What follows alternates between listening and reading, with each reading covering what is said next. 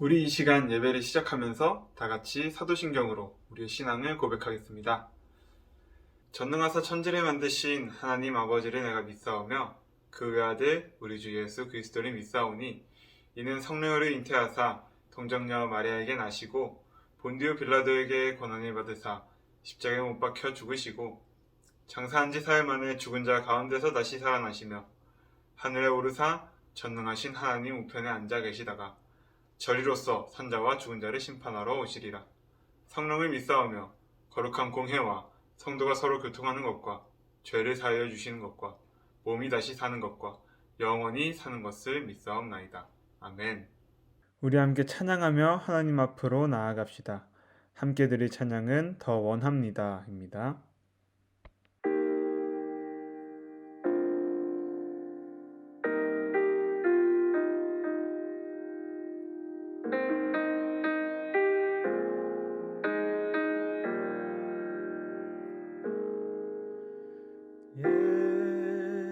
예수 사랑합니다. 사랑합니다. 온 마음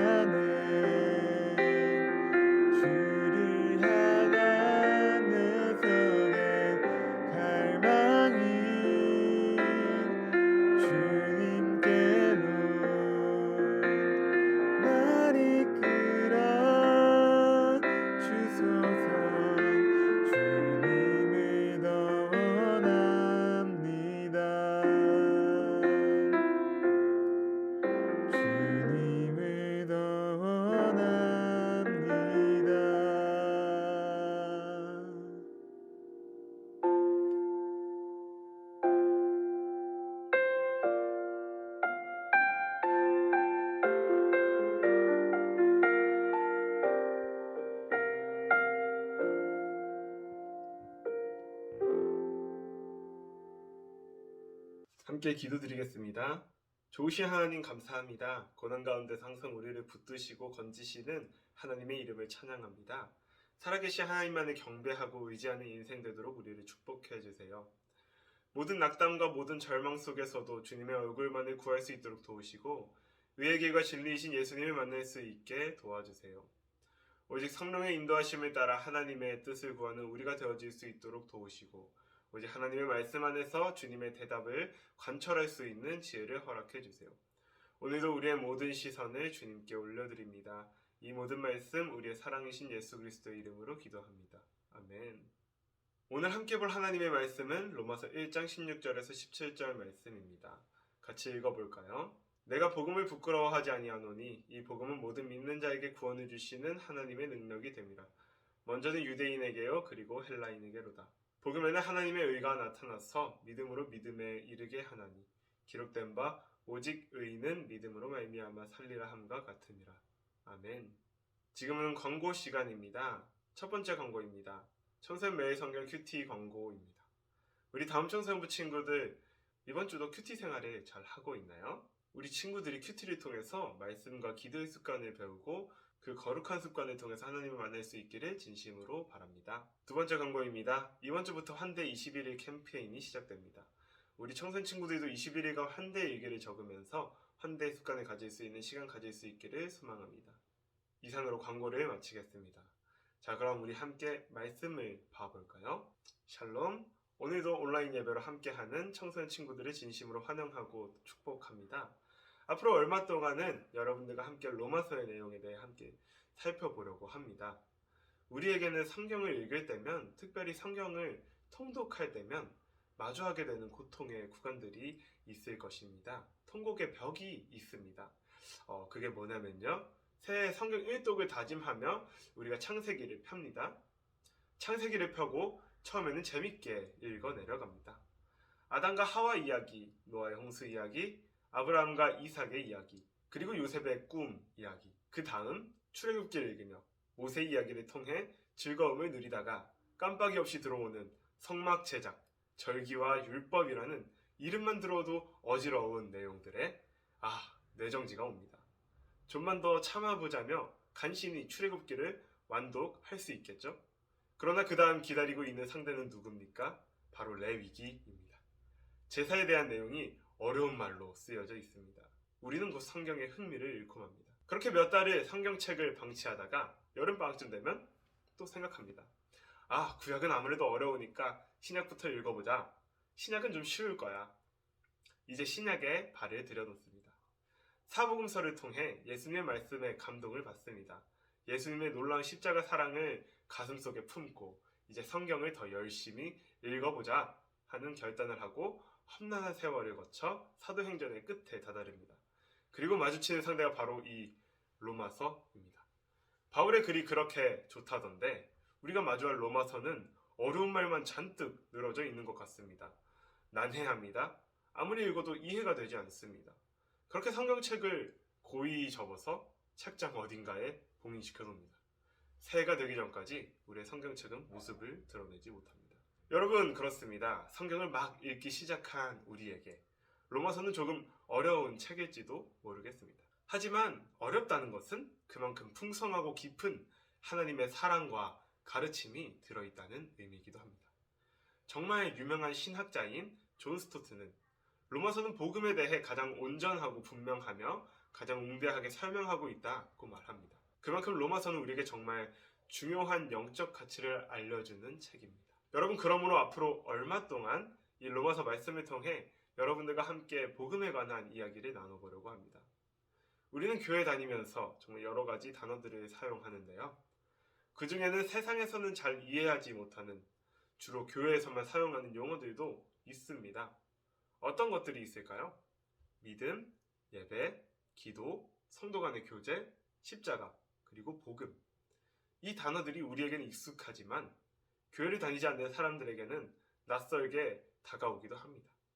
심지어 교회를 다니는 우리들조차 믿음이 뭐죠? 복음이 뭔가요? 라고 사람들이 물어보면 정확히 그것이 무엇인지에 대해 대답하지 못하는 경우도 많습니다. 오랜 시간 교회를 다닌 우리들조차 그 의미를 잘 파악하지 못하고 사용하는 말들이 참 많은 것 같습니다.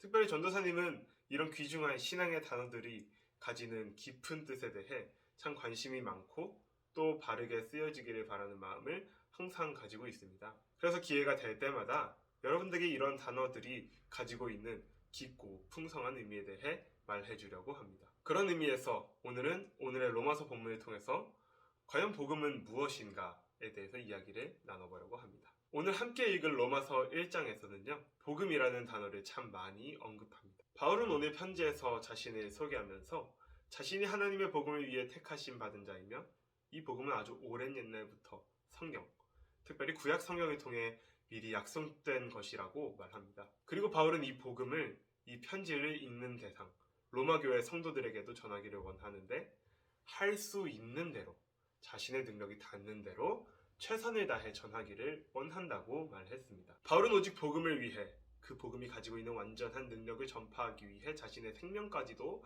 다 바치는 사람입니다. 자신의 모든 인생을 복음 전파라는 가치 하나를 위해 하나님께 드린 것입니다. 바울뿐만이 아닙니다. 오늘날에도 열심히 하나님의 나라를 전파하기 위해 힘쓰는 선교사님들도 이 복음의 능력을 알고 자신들의 인생을 헌신하고 계십니다. 왜?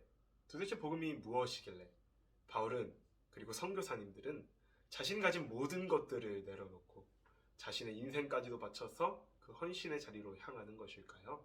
복음은 영어로 good news라고 합니다. 이는 곧 좋은 소식이라는 말인데요. 우리에게 좋은 소식이란 무엇일까요?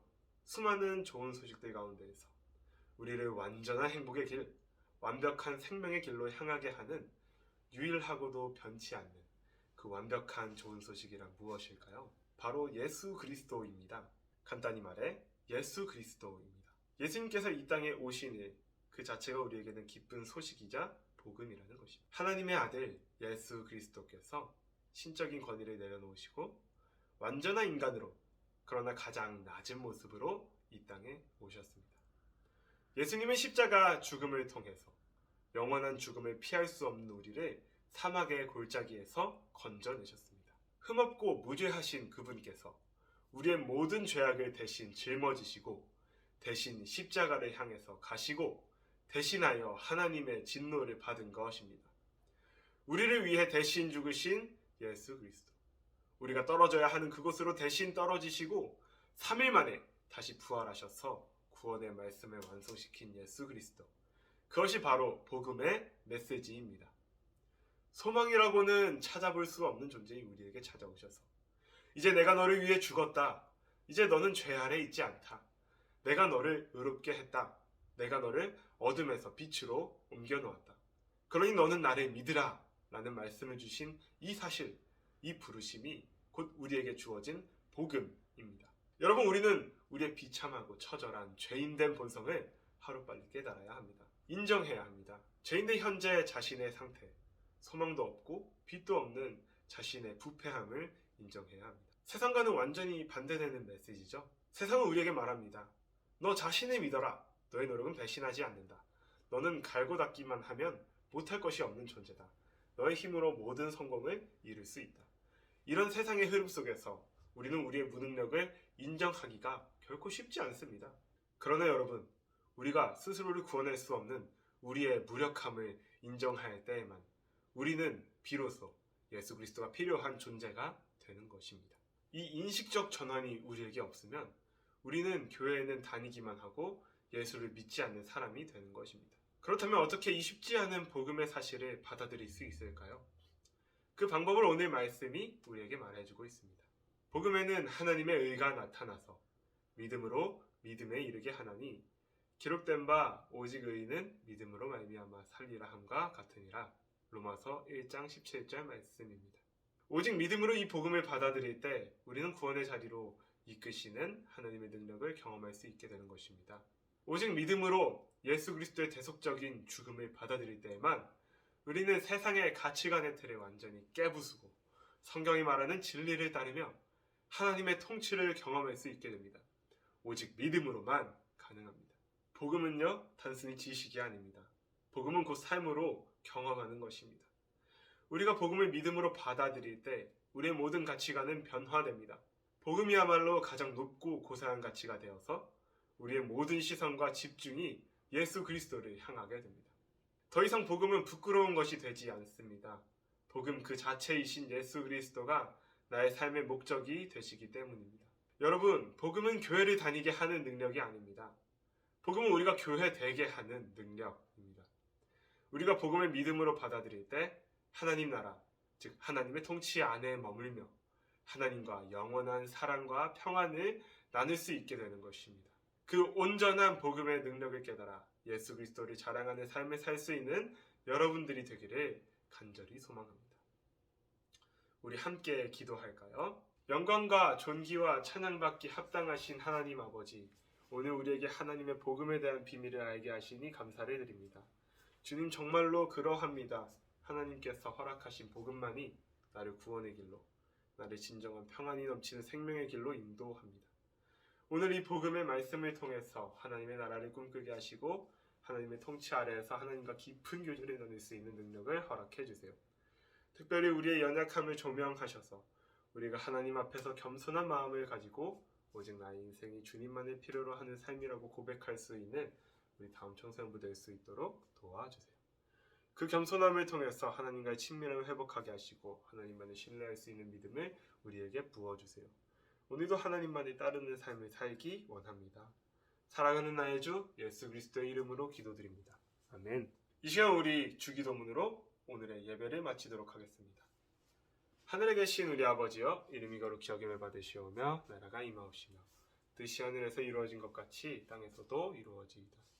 오늘날 우리에게 일용할 양식을 주옵시고 우리가 우리에게 죄 지은 자를 사하여 준 것 같이 우리의 죄를 사하여 주옵시고 우리를 시험에 들게 하지 마옵시고 다만 악에서 구하옵소서. 대개 나라와 권세와 영광이 아버지께 영원히 있사옵나이다. 아멘.